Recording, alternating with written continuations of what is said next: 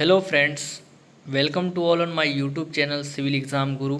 दोस्तों, आज की क्लास के अंदर हम लोग एक नए सब्जेक्ट को शुरू करने जा रहे हैं जिसका नाम है डिज़ाइन ऑफ स्टील स्ट्रक्चर। काफ़ी इम्पॉर्टेंट सब्जेक्ट है और ये बहुत जो है थोड़ा सा टफ लगता है सभी लोगों को, लेकिन ये सब्जेक्ट जो है काफ़ी इजी है। एग्ज़ाम पॉइंट ऑफ व्यू में एग्ज़ाम में क्वेश्चन कहाँ से पूछते हैं, उन सभी क्वेश्चन को हम लोग जो है डिटेल डिस्कस करते हुए आगे बढ़ेंगे।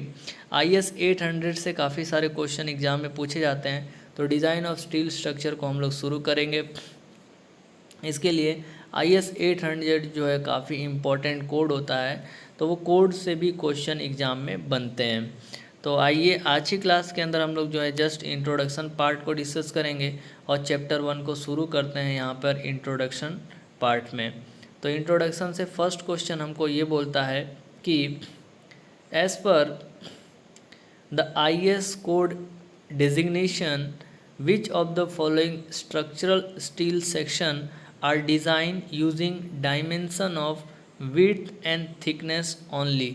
इसमें से कौन सा स्ट्रक्चरल स्टील जो है उसकी डिज़ाइन हम लोग जो हैं विड्थ और थिकनेस को लेकर ही करते हैं। तो ऑप्शन 1 स्टेटमेंट 1 बोला है स्ट्रिप्स, फ्लैट और शीट। तो इसमें हम लोग विड्थ और थिकनेस की डिज़ाइन जो है स्ट्रिप्स और फ्लैट के लिए करते हैं। तो answer will be option B 1 and 2।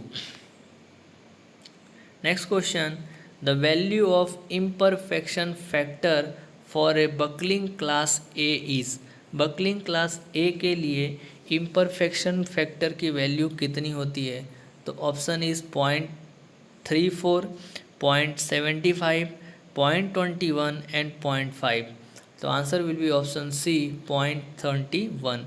Buckling class A के लिए इम्परफेक्शन फैक्टर जो है वो 0.21 होता है।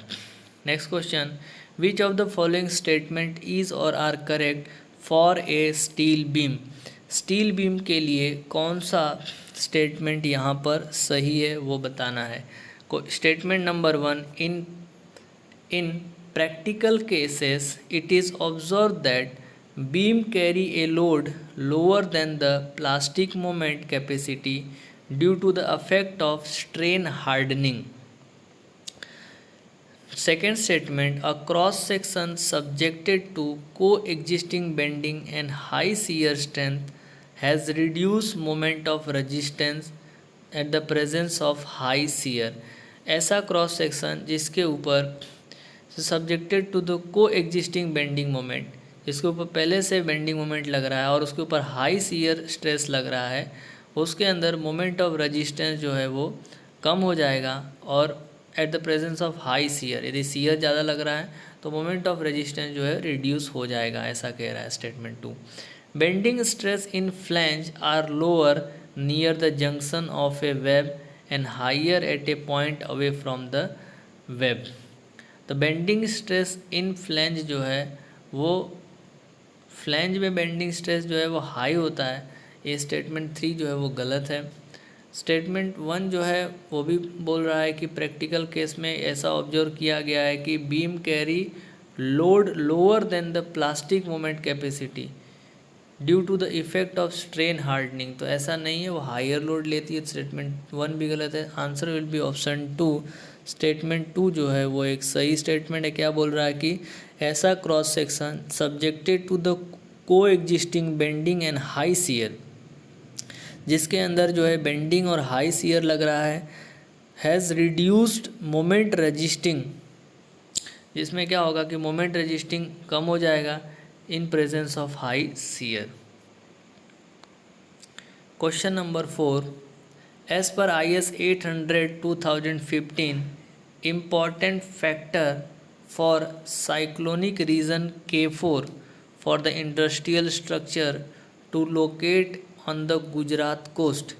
IS 875 पार्ट 3 के मुताबिक इम्पॉर्टेंट फैक्टर जो है साइक्लोनिक रीजन के लिए, जो इंडस्ट्रियल स्ट्रक्चर यदि कोस्ट में कोस्टल के समय हैं तो उसके लिए इम्पॉर्टेंट फैक्टर कितना होगा? तो answer will B 1.15। Next question, maximum deflection in the steel beam should not exceed, steel beam के अंदर मैक्सिमम डिफ्लेक्शन कितने से ज़्यादा नहीं होना चाहिए, तो स्पान अपॉन 325। स्टील बीम में मैक्सिमम डिफ्लेक्शन जो है स्पान अपॉन 325 से ज़्यादा नहीं होना चाहिए। Question number next, in the design of steel structure, यदि हम जब स्टील स्ट्रक्चर की डिज़ाइन कर रहे हैं तो विच of the following is not a correct combination of load, इसमें से कौन सा करेक्ट कॉम्बिनेशन नहीं है, तो डेड लोड और लाइव लोड लेते हैं, सही है। डेड लोड, लाइव लोड और इरेक्शन लोड, तो इरेक्शन लोड ऐसा कोई लोड नहीं होता है। Dead load, live load, wind load ये भी लेते हैं, डेड लोड, इरेक्शन लोड भी लेते हैं, तो answer will be option b. Next, which of the following statement is or are true regarding calculating the effective cross section of a member while designing a steel structure, इसमें से कौन सा statement जो है सही है वाइल जब हम किसी स्ट्रक्चर को डिज़ाइन कर रहे हैं, स्टील स्ट्रक्चर को डिज़ाइन कर रहे हैं, तो इफ़ेक्टिव क्रॉस सेक्शन के लिए कौन सा स्टेटमेंट सही है। Statement 1, the properties of effective cross section shall be calculated by deducting the cross sectional area in the excess of effective plate width from the area of the gross cross section. Property of effective cross section shall be calculated by deducting the sectional area of all the hole in the section except for a part in compression from the area of the gross cross section, सही है। इसमें ये भी बोल रहा है कि effective cross section जब हम कैलकुलेट करते हैं तो उसका जो सेक्शनल एरिया है उसके अंदर से इफ़ेक्टिव प्लेट की जो विड्थ एरिया है वो ग्रॉस क्रॉस सेक्शन से माइनस कर देते हैं, तो ये भी सही है। और होल को भी हम लोग जो है उसके अंदर से डिटेक्ट कर देते हैं कि while the property of effective cross section shall be calculated by deducting the sectional area of all the hole in the section except for a part of compression and the area of the gross cross section. While deriving the effective cross sectional area for a section with the punch hole, the hole size 2 mm in the excess of actual diameter may be deducted. तो ये तीनों statement जो है वो अपने आप में सही स्टेटमेंट है while calculating the effective cross sectional area. Next question, partial factor of safety for a steel structure is, steel structure के लिए पार्शियल सेफ्टी फैक्टर कितना लेते हैं 1.15 और कंक्रीट के लिए 1.5 लिया जाता है। What is the value of imperfection factor for buckling class A is, answer will B 0.21। Next question, the minimum and distance from the center of any hole to the nearest edge of the plate shall not be less than, minimum age and distance की बात कर रहा है। तो minimum and distance दो प्रकार का होता है, एक हैंड कट, एक मशीन कट। तो first is 0.5 time the hole diameter in case of plain edge, 1.2 time the hole diameter in case of plain edge, 1.5 time hole diameter in case of plain edge, या 1.7 time. तो answer will be 1.5 time of hole diameter in case of plain edge. Next, coefficient of thermal expansion for the steel in case S 12 into 10⁻⁻6 पर degree Celsius, 0.12 into 10⁻⁻6, 1.2 into 10⁻⁻6 या 0. Answer will B 12 into 10⁻⁶ per degree Celsius. Next question, in the folded plate external load are resisted by two action which are plate action and slab action. Folded plate में external load जो है दो प्रकार से resist किया जाता है, एक है प्लेट एक्शन और दूसरा है slab action. With reference to that, उसके रेफरेंस में which of the following statement is और आर करेक्ट, इसमें से कौन सा स्टेटमेंट सही है हमें बताना है। तो स्टेटमेंट 1 बोल रहा है कि transverse bending between junction of a plate is term as a plate action. And longitudinal bending of a plate in their own plane is term as a slab action. तो ये दोनों स्टेटमेंट जो है वो सही नहीं है, क्योंकि ट्रांसवर्स बेंडिंग जो है वो स्लैब एक्शन में होती है और लॉन्जिट्यूडनल बेंडिंग जो है वो प्लेट एक्शन में होती है। तो answer will be option D, neither 1 and 2। Next is for the standard role steel section ISMB, standard rolled steel section ISMB and ISMC having same depth, which of the following property of ISMB is always higher than that of ISMC? तो ISMB की कौन सी property हमेशा ISMC से ज़्यादा होगी? तो width of the flange, thickness of flange and thickness of web. तो answer will be option 1, width of the flange. By resisting the midpoint of pin-ended column using bracing, यदि हम लोग जो है पिन एंडेड कॉलम को bracing करके यदि resist कर रहे हैं तो critical load can be increase by the factor of. तो कितने फैक्टर से हम लोग क्रिटिकल लोड को बढ़ा सकते हैं? तो ड्यूरिंग द ब्रेसिंग हम जो है क्रिटिकल लोड को 4 टाइम जो है पिन एंडेड कॉलम है, ठीक है। तो आप जो है इस तरीके से कैलकुलेट कर सकते हैं कि यदि पिन एंडेड कॉलम है, यदि हिंज है,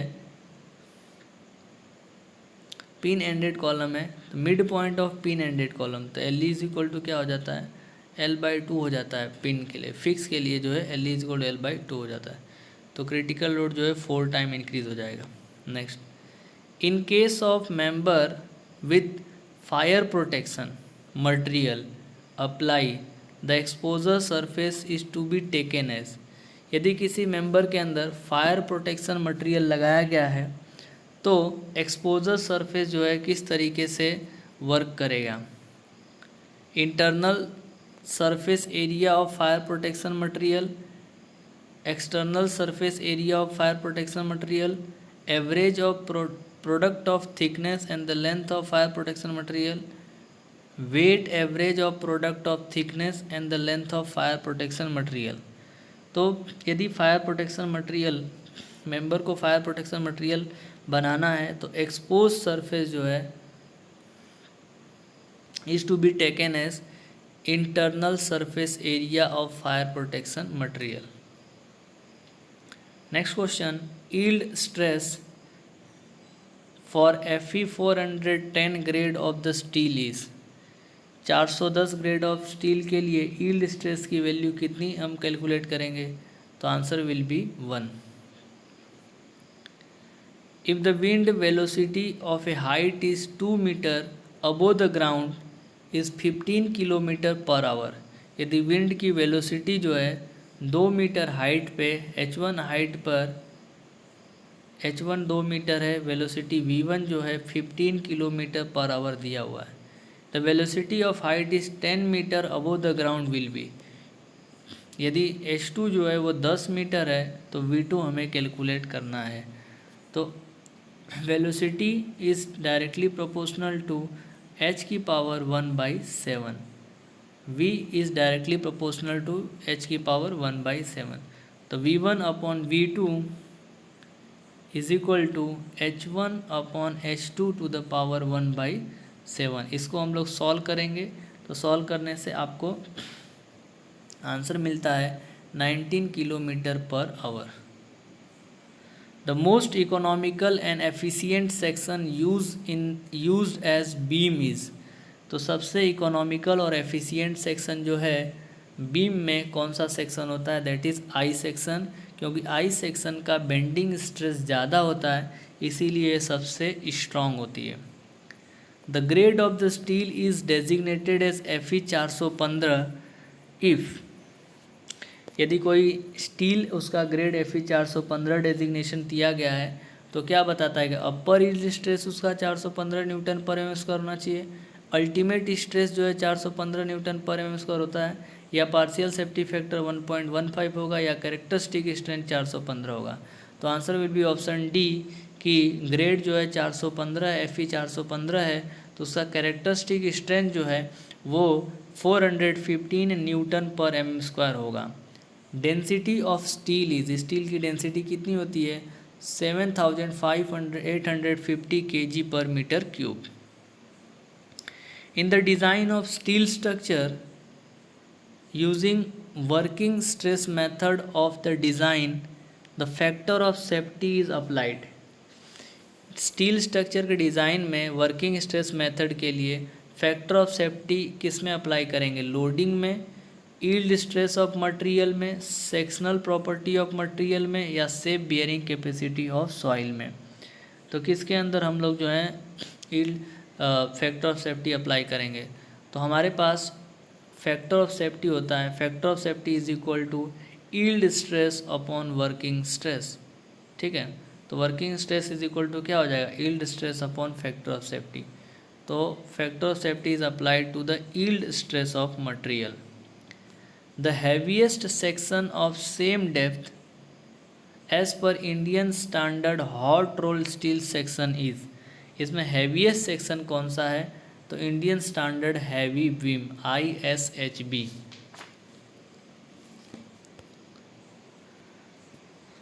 next question, for the hot roll steel section design of a beam as per Indian standard code a laterally supported beam means. Hot rolled steel section में यदि बीम की design हो रही है Indian standard code के मुताबिक, तो laterally supported beam का मतलब क्या है। लेटरली सपोर्टेड बीम क्या है, वो web is restrain, compression flange is restrain, torsional flange is restrain and web thickness is more than 10 mm। तो answer will be option B, compression flange is restrain. Next question, in case of hot rolled steel section, a beam with a series of regular opening in its web is called as। तो इसे beam को हम लोग जो है कैस्टेलेटेड beam बोलते हैं कि एक ऐसा बीम जो है जिसके अंदर रेगुलर ओपनिंग प्रोवाइड की गई हो। Next question, the design bending strength of laterally unsupported beam is govern by. Design bending stress of laterally unsupported beam, उसकी डिज़ाइन बेंडिंग स्ट्रेस जो है हम लोग लेटरल टोर्सनल बकलिंग स्ट्रेंथ से पता करते हैं। Upper yield point in the stress strain curve in the structural steel can be avoided bye.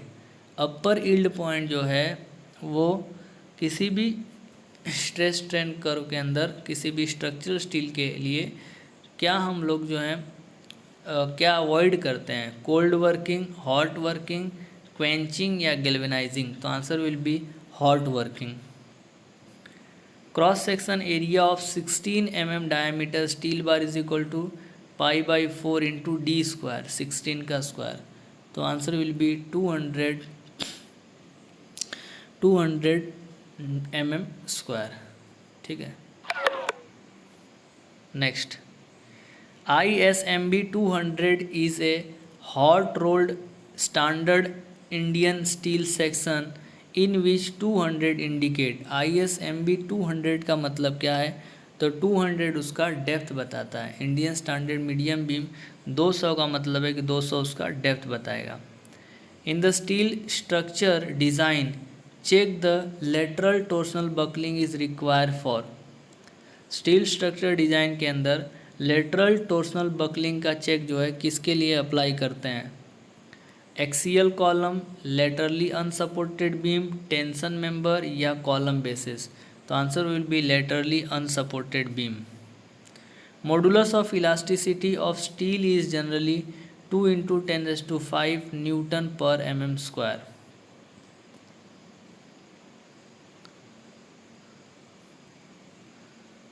Next is lighter section of a structural member subjected to transverse loading are called as।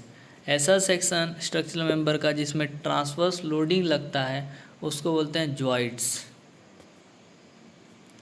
The relation between intensity of wind pressure P and the velocity V is taken as. तो P is directly proportional to V का square. Loss of the strength of cement store in the bag in godown for 3 month is about. तो 3 महीना में जो है 15% strength जो है वो कमी हो जाएगी। If P is the wind processor in kg per centimetre square, V is the velocity in kilometre per hour, K is a constant for proportionality, then P is equal to K into V का square.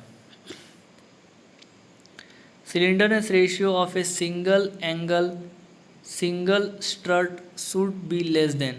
Single angle single struts है तो उसके लिए slenderness ratio 180 होता है। Rolled steel T section are use. Rolled steel T section जो है कहाँ पर यूज होगा?